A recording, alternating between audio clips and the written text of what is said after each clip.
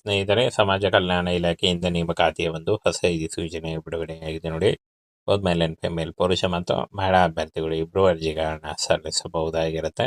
ಸಂಪೂರ್ಣವಾಗಿ ಈ ಒಂದು ಹುದ್ದೆಗಳು ಸರ್ಕಾರಿ ಉದ್ಯೋಗಗಳು ಮತ್ತು ಕಾಯಂ ಉದ್ಯೋಗಗಳಾಗಿರ್ತಾವೆ ನೋಡಿ. ಫ್ರೆಂಡ್ಸ್, ಇನ್ನು ಸಮಾಜ ಕಲ್ಯಾಣ ನೇಮಕಾತಿ ಆಗಿರುತ್ತೆ ನೋಡಿ. ಇನ್ನು ಪೋಸ್ಟ್ ಹೆಸರು, ಖಾಲಿ ಹುದ್ದೆಗಳ ಸಂಖ್ಯೆ, ಅರ್ಹತೆ ಮತ್ತು ಸಂಬಳ ನೋಡಿ. ಸಮಾಜ ಸೇವಕ 50 ಹುದ್ದೆಗಳಿದ್ದಾವೆ. ಸಮಾಜ ಕಾರ್ಯದಲ್ಲಿ ಪದವಿ, ಯಾವುದೇ ಡಿಗ್ರಿ ಮಾಡ್ಕೊಂಡಿದ್ರು ಕೂಡ ನೀವು ಈ ಒಂದು ಹುದ್ದೆಗಳಿಗೆ ಅರ್ಜಿಗಳನ್ನ ಸಲ್ಲಿಸಬಹುದು. 25,000ದಿಂದ 30,000ವರೆಗೂ ಪರ್ ಮಂತ್ ಸ್ಯಾಲರಿ ಆಗಿರುತ್ತೆ. ಇನ್ನು ಯೋಜನಾ ಸಹಾಯಕರು 30 ಹುದ್ದೆಗಳಿದ್ದಾವೆ.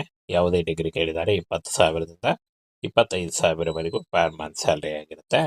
ಇನ್ನು ಡೇಟಾ ಎಂಟ್ರಿ ಆಪರೇಟರ್ ನೋಡಿ, 20 ಹುದ್ದೆಗಳಿದ್ದಾವೆ. 12ನೇ ತರಗತಿ ಪಾಸ್ ಮತ್ತು ಟೈಪಿಂಗ್ ಬರಬೇಕಾಗುತ್ತೆ. 15,000ದಿಂದ 18,000 ಇರುತ್ತೆ, ಜಾಸ್ತಿ ಕೂಡ ಆಗ್ತಾ ಹೋಗುತ್ತೆ. ಹಾಗೆ ಇನ್ನು ಕಚೇರಿ ಸಹಾಯಕರು ನೋಡಿ, ಕಚೇರಿ ಸಹಾಯಕರು 10 ಹುದ್ದೆಗಳಿದ್ದಾವೆ. ಯಾವುದೇ ಡಿಗ್ರಿ ಅಥವಾ ನೀವು 10th ಪಾಸ್ ಆಗಿದ್ದರೂ ಕೂಡ ಈ ಒಂದು ಕಚೇರಿ ಸಹಾಯಕ ಹುದ್ದೆಗಳಿಗೆ ಅರ್ಜಿಗಳನ್ನ ಸಲ್ಲಿಸಬಹುದು.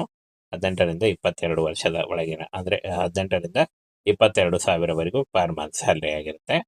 ಇನ್ನು ಆಯ್ಕೆ ಪ್ರಕ್ರಿಯೆಯನ್ನು ನೋಡೋದಾದರೆ ಪರೀಕ್ಷೆ ಇರುತ್ತೆ. ಫ್ರೆಂಡ್ಸ್, ಲಿಖಿತ ಪರೀಕ್ಷೆ ಇರುತ್ತೆ ನೋಡಿ. 100 ಪ್ರಶ್ನೆಗಳು 2 ಗಂಟೆಗೆ ಇರುತ್ತೆ.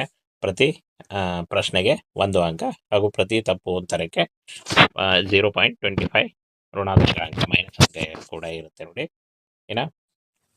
ಏನು ಸಿಲೆಬಸ್ಸನ್ನು ನೋಡೋದಾದರೆ, ಸಾಮಾನ್ಯ ಜ್ಞಾನ 25 ಪ್ರಶ್ನೆಗಳು, 25 ಗುರುತುಗಳು, 30 ನಿಮಿಷ ಇರುತ್ತೆ ನೋಡಿ.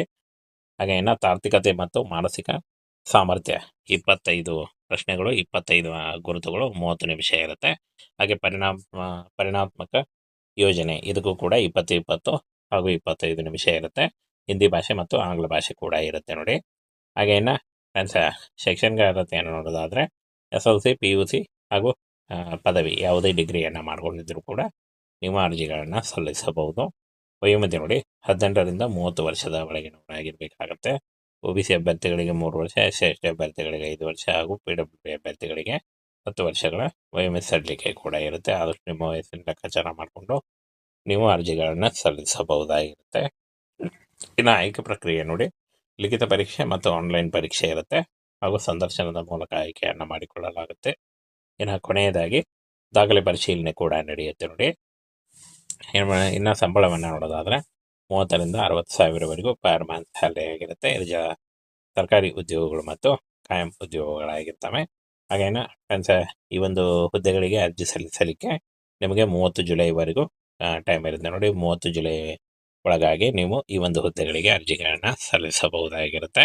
ಆನ್ಲೈನ್ ಅರ್ಜಿಗಳನ್ನ ಸಲ್ಲಿಸಬೇಕಾಗುತ್ತೆ. ಆನ್ಲೈನ್ ಅರ್ಜಿ ಸಲ್ಲಿಸುವಾಗ cost certificate, photo, educational documents, ನಿಮ್ಮ ಏನು ಆಧಾರ್ ಕಾರ್ಡು ಮತ್ತು ಫೋಟೋ ಎಷ್ಟನ್ನು ತೆಗೆದುಕೊಂಡು ನೀವು ಅರ್ಜಿಗಳನ್ನ ಸಲ್ಲಿಸಬಹುದು. ಇದರ ಡೈರೆಕ್ಟ್ ಲಿಂಕನ್ನು ವಿಡಿಯೋ ಡಿಸ್ಕ್ರಿಪ್ಷನ್ ಬಾಕ್ಸಲ್ಲಿ ಕೊಟ್ಟಿರ್ತೀನಿ ನೋಡಿ. ಅಲ್ಲಿ ಹೋಗಿ ನೀವು ಡೈರೆಕ್ಟಾಗಿ ಆನ್ಲೈನ್ ಅರ್ಜಿಗಳನ್ನ ಸಲ್ಲಿಸಬಹುದಾಗಿರುತ್ತೆ. ಸ್ನೇಹಿತರೆ, ಸಮಾಜ ಕಲ್ಯಾಣ ಇಲಾಖೆಯಿಂದ ನೇಮಕಾತಿಯ ಒಂದು ಹೊಸ ಅಧಿಸೂಚನೆ ಬಿಡುಗಡೆಯಾಗಿದೆ ನೋಡಿ. ಬೋತ್ ಮೇಲ್ ಆ್ಯಂಡ್ ಫಿಮೇಲ್, ಪುರುಷ ಮತ್ತು ಮಹಿಳಾ ಅಭ್ಯರ್ಥಿಗಳು ಇಬ್ಬರು ಅರ್ಜಿಗಳನ್ನ ಸಲ್ಲಿಸಬಹುದಾಗಿರುತ್ತೆ. ಸಂಪೂರ್ಣವಾಗಿ ಈ ಒಂದು ಹುದ್ದೆಗಳು ಸರ್ಕಾರಿ ಉದ್ಯೋಗಗಳು ಮತ್ತು ಕಾಯಂ ಉದ್ಯೋಗಗಳಾಗಿರ್ತಾವೆ ನೋಡಿ. ಫ್ರೆಂಡ್ಸ್, ಇನ್ನು ಸಮಾಜ ಕಲ್ಯಾಣ ನೇಮಕಾತಿ ಆಗಿರುತ್ತೆ ನೋಡಿ. ಇನ್ನು ಪೋಸ್ಟ್ ಹೆಸರು, ಖಾಲಿ ಹುದ್ದೆಗಳ ಸಂಖ್ಯೆ, ಅರ್ಹತೆ ಮತ್ತು ಸಂಬಳ ನೋಡಿ.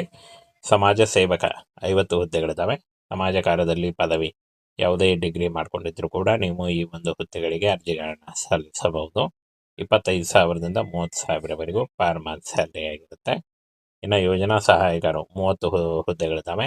ಯಾವುದೇ ಡಿಗ್ರಿ ಕೇಳಿದ್ದಾರೆ 20,000ದಿಂದ 25,000ವರೆಗೂ ಪರ್ ಮಂತ್ ಸ್ಯಾಲರಿ ಆಗಿರುತ್ತೆ. ಇನ್ನು ಡೇಟಾ ಎಂಟ್ರಿ ಆಪರೇಟರ್ ನೋಡಿ, 20 ಹುದ್ದೆಗಳಿದ್ದಾವೆ.